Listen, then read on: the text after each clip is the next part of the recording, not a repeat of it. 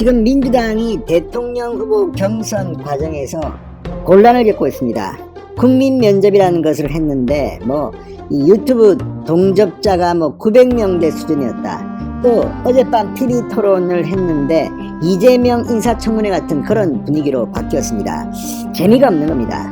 너무 구도가 확실하니까 드라마도 없고 반전도 없고. 자, 이런 가운데 이준석 국민의힘 대표가 파이낸셜 뉴스와 방금 인터뷰를 했습니다.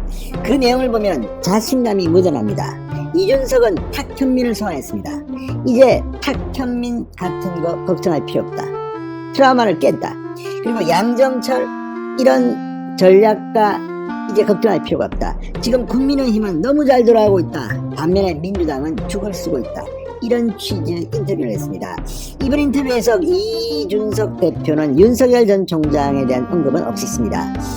지금 진행되고 있는 민주당의 경선, 감동도 없이 흥행에 참패한 것을 비판하면서 앞으로 탁현민류의 그런 트라우마를 깨고 국민의힘이 쑥쑥 올라갈 거라는 기대감 찬 그런 발언을 쏟아냈습니다. 아울러 이재명 지사를 강하게 비판했습니다. 이재명의 기본소득론, 성남시장 때부터 돈 나눠주다가 만든 것, 이것에 대해서도 강한 비판을 했습니다. 문재인, 탁현민, 이재명, 송영길, 오늘 이준석의 인터뷰에서 찬밥 신세가 된 사람들의 이름입니다. 진성호의 직설 시작합니다. 방송에 앞서 아직 진성호 방송에 구독자가 아니신 분들은 붉은색 구독 버튼 눌러주십시오. 더 좋은 방송으로 보답하겠습니다. 자, 이준석 대표가 파이낸셜 뉴스와 인터뷰를 했습니다. 인터뷰를 한 시점은 2일이었습니다. 당시 이 청년 토론 배틀을 분당 판교에서 마친 뒤 이루어졌습니다. 이준석은 굉장히 자신감이 배어있는 것 같습니다. 자, 이준석은 이번 토론 배틀로 탁현민 트라우마를 완전히 날려버렸다. 탁현민이라는 전략가가 있어서 우리가 지고 있었다는 말도 안 되는 프레임과 피해의식을 이번 토론 배틀이 완전히 깨버렸다. 이렇게 강조했습니다. 자, 과거에 이 자유우파 진영은 문재인 정권을 부러워했습니다. 그때 탁현민이 연출을 잘해서 문재인의 지지율이 올라가고 부러워했습니다. 그렇지만 지금 탁현민 어떻게 했습니까? 문재인 외교에서 계속 사고만 터지고 있습니다. 이게 다 탁현민 때문이 아닌가 싶습니다. 뿐만 아니라 지금 민주당의 대선 후보 경선 너무 재미가 없으니까 강훈식 이 기획단장이 뭔가 아이디어를 내서 국민 면접도 만들고 했는데 이거 다 내부 반발로 흐름이 돼버렸습니다. 김경률 회계사, 유인태 전 정무수석 전부 다 면접관을 임명했다가 다 탈퇴하고 잘라버리고 난리가 났습니다. 이게 지금 오합지졸과 같은 민주당 집권여당의 현 주소입니다. 이준석은 상당히 자신감이 있어 보였습니다. 자, 송영길 대표를 이렇게 비판했습니다. 송영길 대표는 상당히 진취적이고 개혁적이라고 의지도 있으시다. 송 대표께서 오히려 정치를 오래 했지만 부동산 의혹과 관련해 의원 12명의 탈당 권유하며 생색내실 때 이 정도 결말을 예상치 못하셨느냐라고 여쭙고 싶다. 그러니까 망신은 나온 겁니다. 지금 탈당 권유를 했지만 안 나오고 버팁니다. 송영길의 친구라는 우상호부터 안 나오고 객입니다. 자, 지금 이게 정치 오래 했다는 송영길 대표의 현 주소입니다. 자, 경선 룰 싸움 나는 것을 보면 송 대표의 악의가 전혀 없었지만 결국 희한한 다툼이 벌어지고 있다. 지금 민주당 대통령 경선은 좀 유치한 수준으로 지금 흐르고 있습니다. 자, 이준석은 말합니다. 저는 오히려 저한테 많은 사람들이 경험 부족을 의심했지만 당장 우리 당 원내 분위기가 갈수록 좋아진다. 자, 어쨌든 이런 걸 보면 지금 국민의힘은 상승하고 있고 민주당은 추락하고 있는 것으로 보입니다. 이렇게 말합니다. 보수 진영에 있는 사람들이 탁현민 비서관을 바라보면서 뛰어난 기획자라고 했을 때 나는 일관되게 저분이 방송국에 가면 우수한 PD가 안 될 것이라고 얘기해왔다. 감이 있는 사람들이 우리 쪽에 안 왔기 때문에 그런 사람들이 호의하는 것이다. 자, 이제 탁현민 트라우마를 완전히 날려버렸다. 양정철 전 민주연구원장 같은 사람이 나타나 우리 선거를 망가뜨리지 않을까 하는 그런 망상을 무너뜨린 것이다.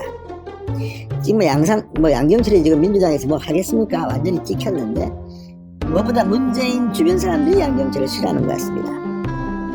자, 문재인 정부도 이제 8개월 남았는데 공과를 평가한다면 이렇게 말했습니다. 자, 문재인 정부는 원사이드하게 대선을 이겨놓고는 적폐청산이라는 구호에 몰두했는가? 그게 가장 큰 문제였다. 너무 쉽게 지지율을 올리는 방법에 몰두한 게 문재인 정부의 패착이었다. 반일과 적폐청산만 앞세우면 일정 정도의 지지율을 유지할 수 있다고 한 것이 그들의 실패한 학습효과다. 이어서 이준석은 이재명도 비판했습니다. 이재명이라는 사람의 기본소득 이야기는 과거에 성남시장 할 때 세수 상황이 풍족해 A도 B도 해줄게 하면서 나오기 시작했다.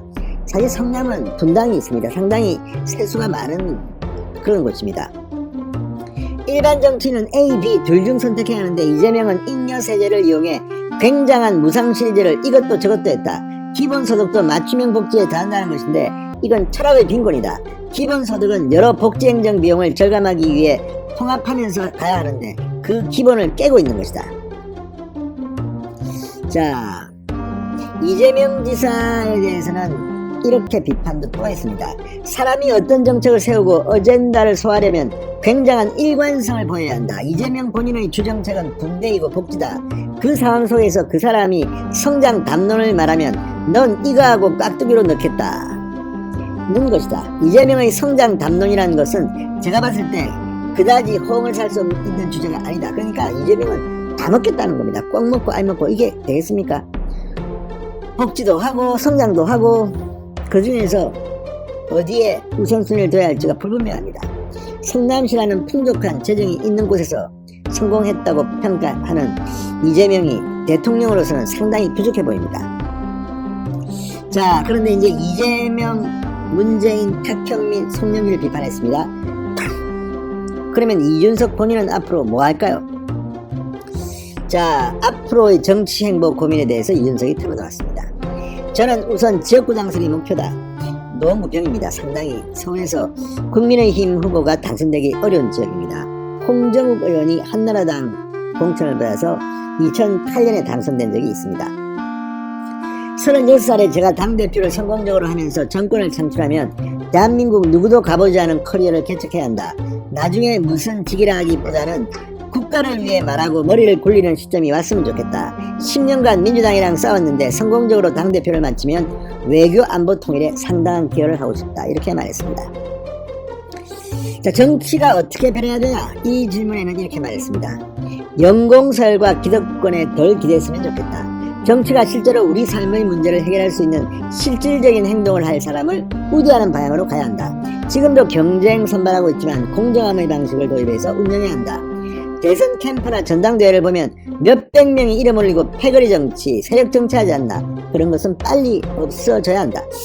자, 이준석의 말처럼 이번 대통령 선거는 과거처럼 그렇게 패거리 무슨 어마어마한 캠프 사무실을 만들고 뭐 하는 것으로 될 것 같지는 않습니다. 지금도 나름대로 뭐 당대표를 지냈던 황교안, 홍준표 자기 세력이 분명히 있을 겁니다. 그렇지만 이제 그런 방식이 통할까 싶습니다.